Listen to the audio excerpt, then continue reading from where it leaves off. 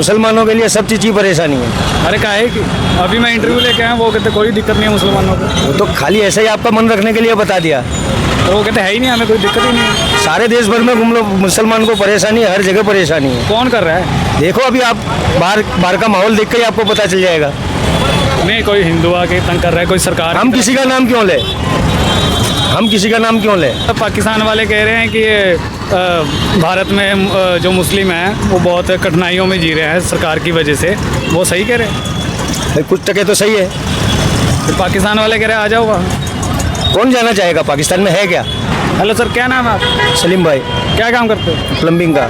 बढ़िया चल रहा है? बस ठीक चल रहा है। और धंधा मतलब पैसा वूसा बन रहा है? पैसा काम करेंगे तो पैसा बनेगा ही, क्यों नहीं बनेगा? अरे लोग तो कहते हैं ना देश में बहुत भाई वो तो परेशानी, मुसलमानों के लिए सब चीज़ की परेशानी है। अरे क्या है कि अभी मैं इंटरव्यू लेके आया, वो कहते कोई दिक्कत नहीं है मुसलमानों को। वो तो खाली ऐसे ही आपका मन रखने के लिए बता दिया। तो वो कहते है ही नहीं, हमें कोई दिक्कत ही नहीं है। सारे देश भर में घूम लो, मुसलमान को परेशानी है, हर जगह परेशानी है। कौन कर रहा है? देखो अभी आप बाहर का माहौल देख कर ही आपको पता चल जाएगा। नहीं, कोई हिंदू आके तंग कर रहा है, कोई सरकार। हम किसी का नाम क्यों ले, हम किसी का नाम क्यों ले? बाहर का मौसम देखो, बाहर का हाल देखो, अपने आप पता चल जाता है कि क्या मौसम चल रहा है। और गुजरात में तो कहते हैं दोनों हिंदू मुस्लिम दोनों प्यार से खुशी खुशी रहते हैं। ऐसा कुछ भी नहीं है, रहते हैं, फिर भी परेशानी तो यहाँ पे भी है। और कहते हैं जितना मुस्लिम खुश रहे हैं उतना हिंदू खुश नहीं है। मुस्लिम से कहते हैं जितना अभी मैं इंटरव्यू लेके आया हूँ हिंदू का, वो कहते हैं कि मुस्लिम बहुत कुछ है, ना कोई पुलिस का डर है ना कोई। भाई पुलिस का डर तो किसी को, देखो पुलिस अगर तुम गलत करोगे तो पुलिस का डर रहेगा। मेहनत करके खा रहे हो तुम, चोरी नहीं कर रहे हो, कोई लूट नहीं कर रहे हो, तो फिर तुमको काहे का डर? नहीं, कई बार होता है ना, वो कभी कभी कहते हैं लोग कि पुलिस का दबदबा होता है। भाई पुलिस का दबदबा नहीं रहेगा तो ये कोई रोड पे भी नहीं चल पाएगा। तो मतलब बढ़िया चल रहा है? बस बढ़िया चल रहा है। मोदी जी का क्या विचार है आपको, मोदी जी को लेकर? किस चीज़ के लिए मोदी जी का? मतलब देश अच्छा चला रहे हैं पर ठीक ठाक चल रहा है। क्या कमी है, क्या कमी दिखती है? कमी तो टैक्स बहुत ज़्यादा है, क्या है? हर चीज़ है भाई, टैक्स में भी है, लेबर वर्क के लिए कोई वो नहीं है ना, कोई फैसिलिटी है लेबर वर्क के लिए। लेबर वर्क कहाँ जाएगा? आज मुस्लिम को कोई हिंदू के यहाँ काम नहीं मिलता है, क्यों नहीं मिलता है? क्यों, क्या कोई नाम सुनते हैं, बोले मुस्लिम है, बोले इनको काम नहीं देने का है। तो गलती कहाँ है? कहीं ना कहीं हमारी है ना, मुस्लिम की है कि हमने इमेज खराब कर ली। हमने हमारी इमेज कहाँ खराब करी? हमारे तो अच्छे में अच्छी है इमेज।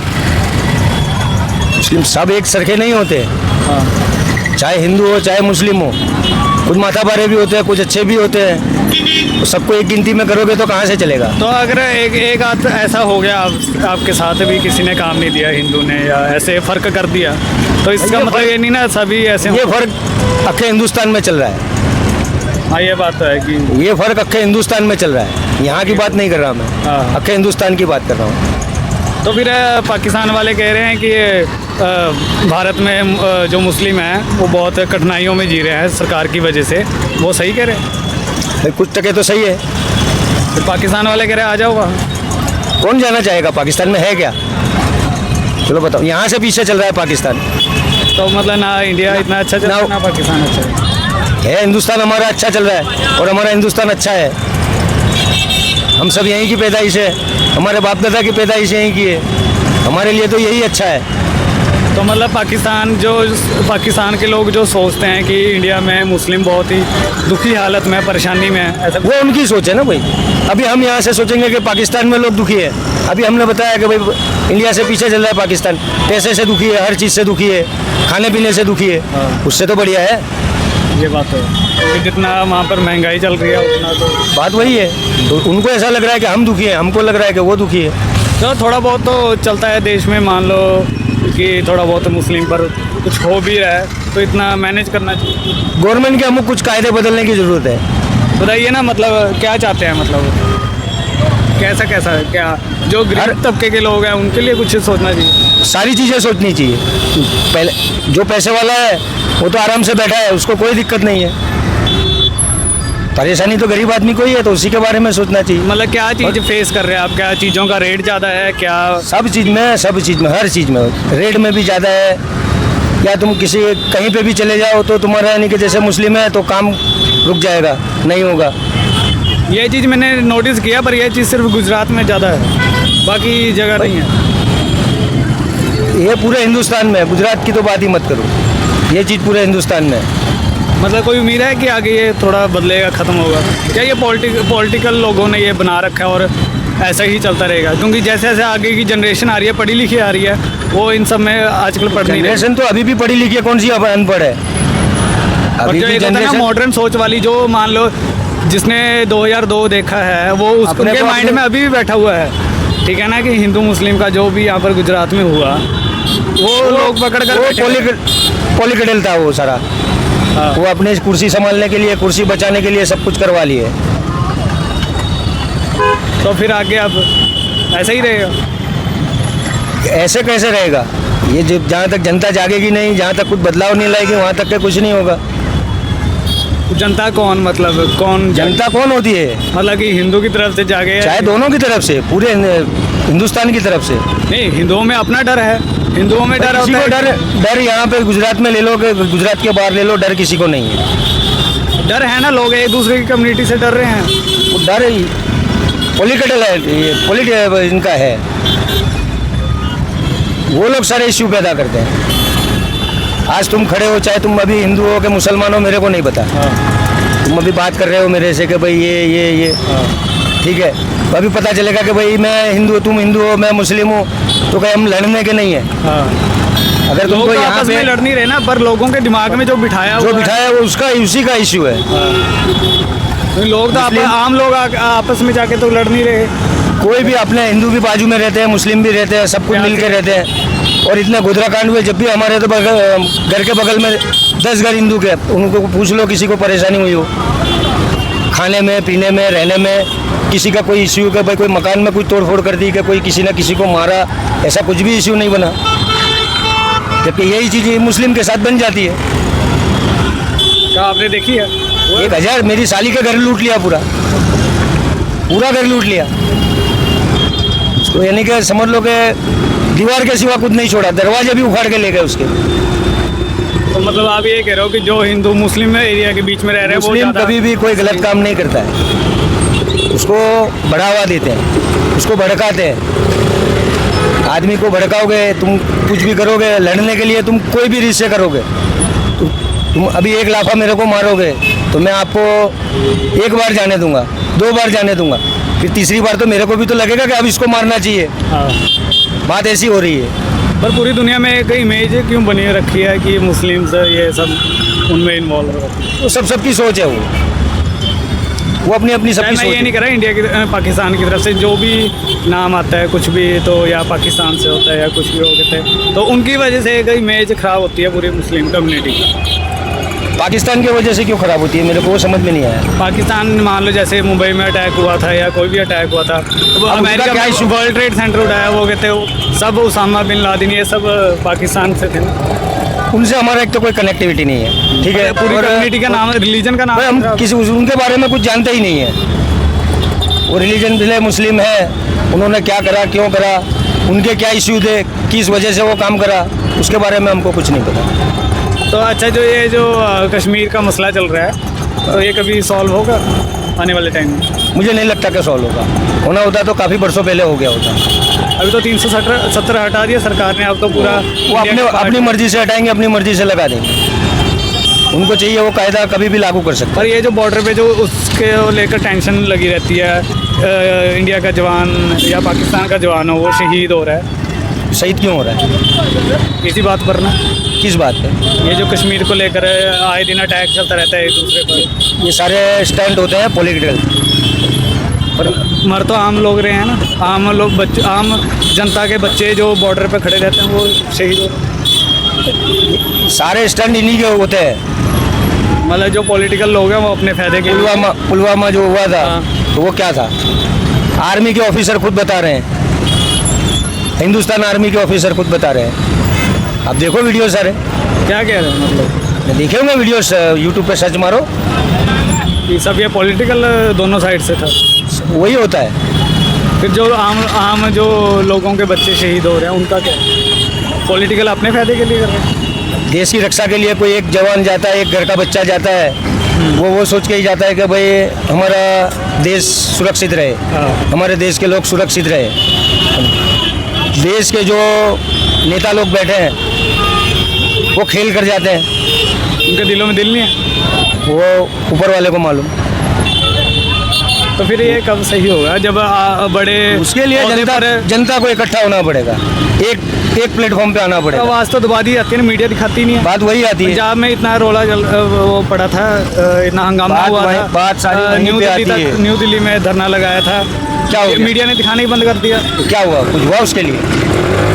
बैठो, अभी भी धरने पे बैठ जाओ सारे। जनता कहती है अगर हम धरने पे बैठेंगे तो एक दिन का कमाई हमारा, एक दिन भी बैठा बच्चे कहाँ से खाएंगे? तो एक घर में एक ही कमाने वाला होता है हाँ, कि सारे कमाते हैं? पर ये वही बात है ना, जितना एक घर में कितने लोग कमाते हैं? पर जिनके घरों में एक वो कमाने वाले हैं, एक घर में 4 लोग हैं, 2 बच्चे हैं, 2 मियाँ बीबी है, एक बच्चा कमाता है, एक बाप कमाता है। हाँ, 2 लोग तो कमाते हैं, तो 4 लोग के अंदर से धरने में एक आदमी बैठ सकता है। पर जब मीडिया दिखाती ही नहीं है तो क्या करें? दिखाए नहीं दिखाए, वहाँ पे धरने पे बैठो, तो उससे क्या फर्क पड़ता है? किस बात को लेकर?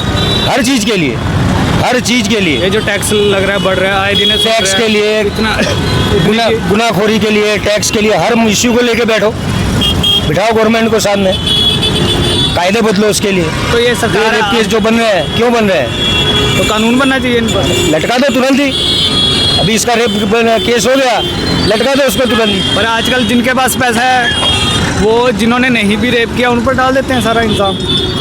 पैसे वाले को कोई नहीं डालता है, वही है पैसे ना, वाले निकल जाते हैं। किसी ने रेप किया और आप पर नाम डाल दिया, आपको फालतू में तो उसके लिए कोई 25-25 साल तक के केस थोड़ी चलता है। तो वही है ना, अगर इंडिया में सख्त कानून बनता भी है तो गुनाह किसी और ने किया होगा, सजा का कायदा डाल दो, चोरी करे उसका हाथ काट डालो, किसी की लड़की पर नजर उठाई उसकी आंखें निकाल दो। तुमने कोई गुनाह किया, पैर से चल के गए, पैर काट डालो। 10 में से एक को भी गलती से सजा मिल गई। अपने हिंदुस्तान की जेलों में कितने भरे पड़े हैं अभी भी। हाँ, मैं बोल रहा हूँ आपके हिंदुस्तान में 100 आदमी जेल में भरा पड़ा है, 100 में से 10 बेगुनाह है, 90 तो गुनहगार है। हाँ।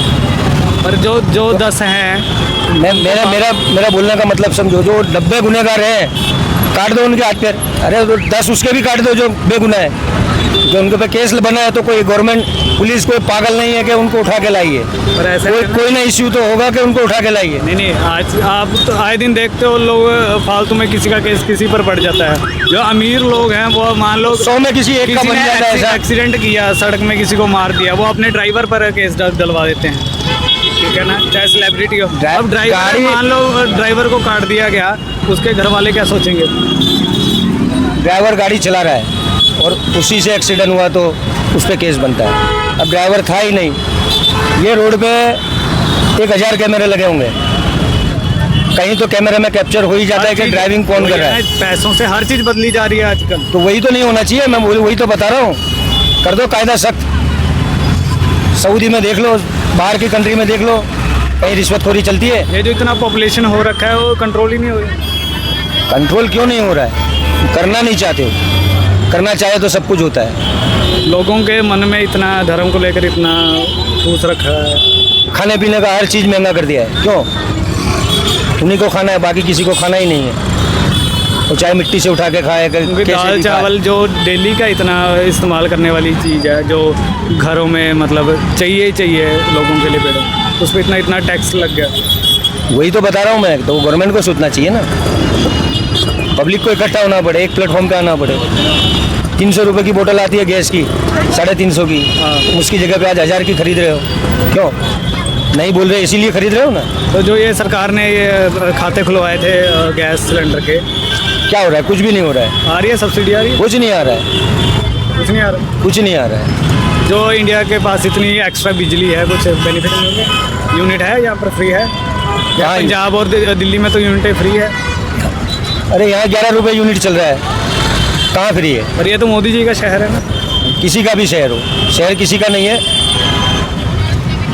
मतलब जहाँ पर वो पैदा हुए हैं वहाँ लोकल, मतलब अपने तो क्या गुजरात में ज़्यादा बेनिफिट देना चाहिए ना। मेरे से ज़्यादा तुम पूरा गुजरात घूम के आ रहे हो, तो तुमको तो पता होगा ना भाई इतना कि कहाँ पे फ्री बिजली है, कहाँ पे पानी फ्री है, कहाँ पे लाइट फ्री है, कहाँ पे गैस की बोतल क्या रेट से जा रही है, पेट्रोल क्या रेट से जा रहा है। आज से तो पहले 10 साल पीछे चले जाओ। तो कांग्रेस की सरकार में था, सब अच्छा था। या इससे 10 साल पीछे चले जाओ ना तुम। हाँ। 2014-15 में आ जाओ, क्या रेट था, क्या चीज़ें थी। पर कहते हैं इन्फ्लेशन तो भी है, पूरे वर्ल्ड ओवर चीज़ों का रेट बढ़ रहा है। 10 साल में कहते हैं चीज़ों का रेट बदलेगा ही। क्यों बदलेगा? कहते हैं पूरे वर्ल्ड में चीज़ें बढ़ रही है, रेट बढ़ रहा है। 2000 की साल में सोना 4000 रुपये तोला था। हाँ। 2000 की साल में 20 साल के अंदर में 1 लाख रुपए आ गया है। 2000 की साल में 30 रुपये पेट्रोल था, आज 100 रुपये आ गया है। ऐसा क्यों? इतना फर्क क्यों? रेट बढ़ता है तो इतना थोड़ी बढ़ता है। तुम हर चीज़ में टैक्स डालोगे तो वो चीज़ कहाँ आगे रुकेगी? तो गरीब आदमी तो मतलब साइकिल लेके भी नहीं घूम पाएगा। ये बात है। अमीर आदमी अमीर बनेगा, गरीब आदमी गरीब बनेगा, क्योंकि उसका कमाने का जरिया ही उतना है। जिसके पास पैसा है वो पैसा कहीं पे भी डाल देगा, कहीं पे भी लगा देगा, उसका डबल होना ही होना है। मतलब इंडिया में अमीर होते आ रहे हैं और गरीब होता जा रहा है। वो मिडिल क्लास बीच में वो फंसा हुआ है। ऐसा वो कह भी नहीं सकता और सह भी नहीं सकता। क्योंकि अगर थोड़ा सा भी ज़्यादा भिखारी मांग के खा लेगा, मिडिल क्लास कहाँ जाएगा? किसको बताएगा?